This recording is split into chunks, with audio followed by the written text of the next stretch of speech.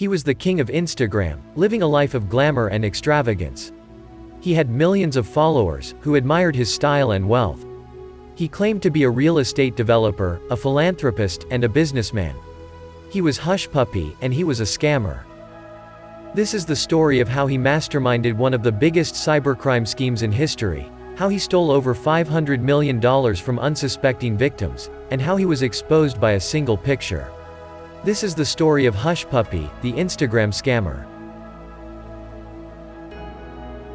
Welcome to Clever Crooks, the channel where we explore the most fascinating and notorious cases of fraud, deception, and crime.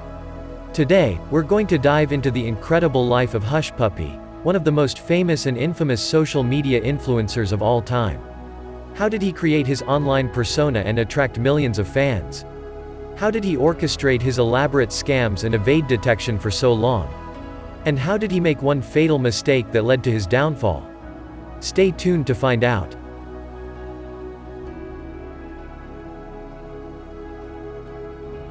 Hushpuppi's real name is Ramon Abbas.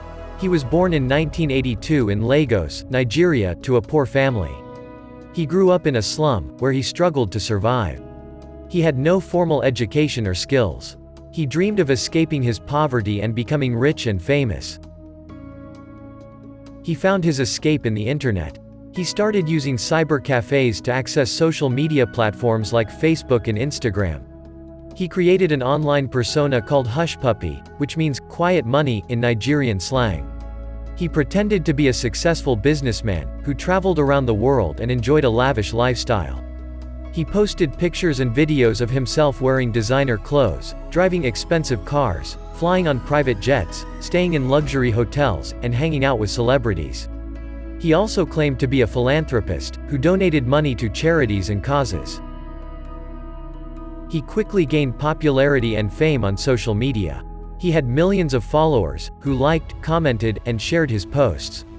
He received messages from fans, who praised him for his achievements and asked him for advice or help.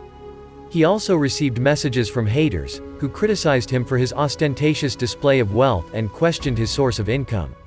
He ignored or mocked them, saying that they were jealous or ignorant.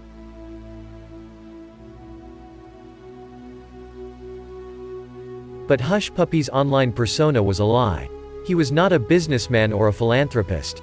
He was a scammer. He used his social media influence to lure unsuspecting victims into his web of deception. He targeted individuals and businesses from all over the world, especially from the US, Europe, Asia, and the Middle East.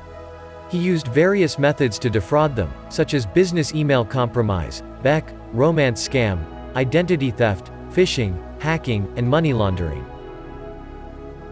One of his most notorious scams involved impersonating a bank official and diverting $14.7 million from a foreign financial institution to his own accounts. Another involved posing as a consultant for a Qatari school project and attempting to steal $1.1 million from the investor. Yet another involved conspiring with others to defraud a U.S. law firm out of $40 million by hacking into their email system and redirecting wire transfers. He used the money he stole to fund his extravagant lifestyle. He bought expensive cars, clothes, watches, and bags from brands like Ferrari, Rolls-Royce, Gucci, Louis Vuitton, and Rolex.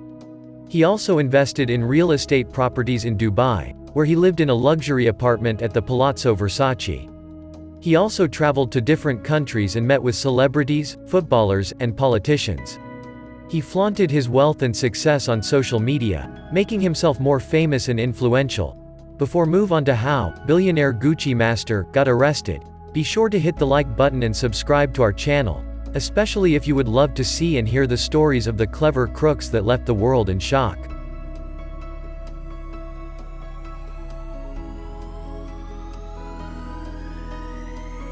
But Hushpuppi's fame also brought him attention from the authorities.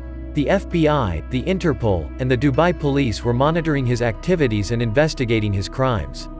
They noticed some clues and patterns in his posts and transactions. They traced his IP address and phone number. They identified some of his associates and accomplices. They gathered evidence and built a case against him. But they needed a breakthrough to catch him red-handed. And they got it from a picture. On the 12th of February 2020, Hushpuppi posted a picture on Instagram, showing himself wearing a bathrobe in his apartment. He captioned it, "I don't believe in competition, you're not me and that's it." The picture seemed harmless and innocent, but it contained a crucial detail that exposed him. In the background of the picture, there was a desk with a laptop and a keyboard. On the keyboard, there was a piece of paper with some handwritten notes. The notes were codes for an online bank account that belonged to one of his victims. The FBI agents who were following Hushpuppi's Instagram account noticed the piece of paper and recognized the codes. They matched them with the bank account that had been hacked by Hushpuppi and his gang. They realized that they had found a smoking gun that linked Hushpuppi to the crime. They contacted the Dubai police and shared their findings with them.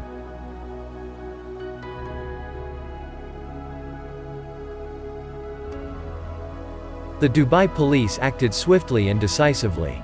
They launched an operation code named Fox Hunt 2 to arrest Hushpuppi and his gang. They tracked down their locations and prepared to raid their apartments. They also set up cameras and drones to record their actions. On the 10th of June 2020, at around 10 p.m., the Dubai police stormed into Hushpuppi's apartment at the Palazzo Versace. They surprised him as he was sleeping on his bed. They handcuffed him and searched his apartment. They seized more than $40 million in cash, 13 luxury cars worth $7 million, 21 laptops, 47 smartphones, 15 memory storage devices, 5 external hard drives, and 800,000 emails of potential victims.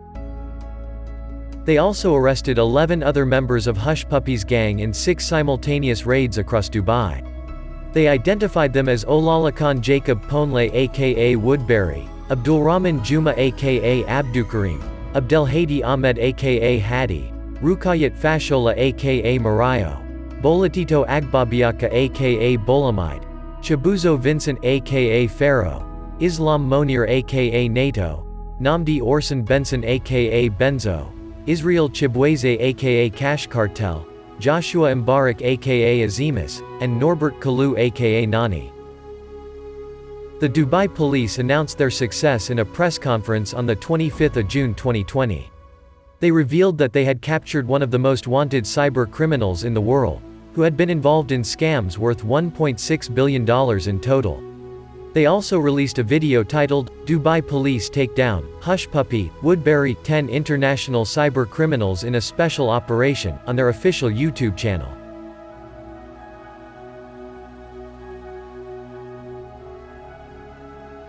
Hushpuppi and his gang were extradited to the US, where they faced trial for their crimes.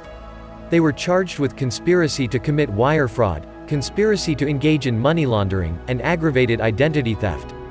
They faced up to 20 years in prison and millions of dollars in fines and forfeitures. Hushpuppi pleaded guilty to his charges in a plea deal with the prosecutors. He admitted that he was the leader of the gang and that he was responsible for the scams. He also agreed to cooperate with the authorities and provide information about his co-conspirators and other cybercriminals. He hoped to get a reduced sentence and a chance to keep some of his assets. The other members of his gang also pleaded guilty or were convicted by the jury. They received various sentences ranging from 3 to 15 years in prison. They also had to forfeit their ill-gotten gains and pay restitution to their victims. Hushpuppi is one of the most notorious cyber criminals of all time. He used his social media influence to deceive and defraud millions of people. He lived a life of lies, greed, and crime. He thought he was untouchable, but he was wrong. He made a mistake that exposed him and led to his arrest. He is currently awaiting his sentencing in a federal prison in California, where he faces up to 20 years behind bars. What do you think of Hushpuppi's story? Do you think he deserves another chance? Do you think he will ever change?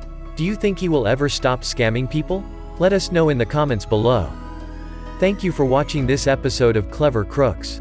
If you liked this video, please hit the like button and share it with your friends. If you want to see more videos like this, please subscribe to our channel and hit the bell icon to get notified when we upload new videos. We upload new videos every week, so stay tuned for more amazing stories of fraud, deception, and crime. This is Clever Crooks, signing off.